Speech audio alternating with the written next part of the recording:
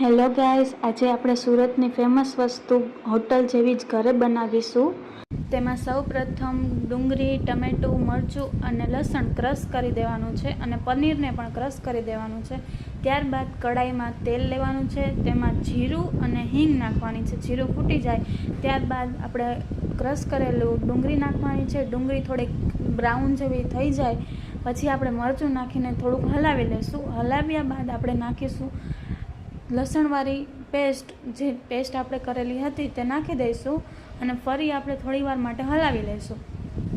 તે હલાવી લીધા બાદ આપણે નાખશું ટમેટાની ગ્રેવી નાખશું. જે આપણે ટમેટાની ગ્રેવી કરી હતી તે એમાં નાખી દઈશું અને ફરી આપણે હલાવી લઈશું. સરખી રીતે હલાવશું જેથી બધી ગ્રેવી સરસ રીતે મિક્સ થઈ જાય અને સ્વાદ પણ બહુ સારી રીતે આવે.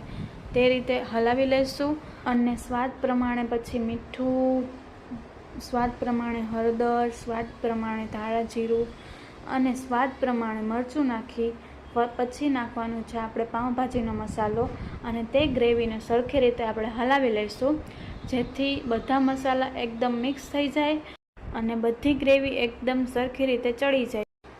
જો કેટલી સરસ રીતે ચડી ગઈ છે. અને ત્યારબાદ આપણે અડધો ગ્લાસ પાણી નાખવાનું છે.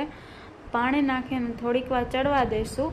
ચડી જાય પછી આપણે પનીર જે ક્રશ કરેલું હતું એ નાખી દઈશું અને પનીર નાખ્યા બાદ આપણે સરખી રીતે તે ગ્રેવી અને પનીરને સરખી રીતે હલાવી લઈશું જેથી ગ્રેવી અને પનીર બંને સરખી રીતે મિક્સ થઈ જાય અને સ્વાદ પણ બહુ સારો આવે.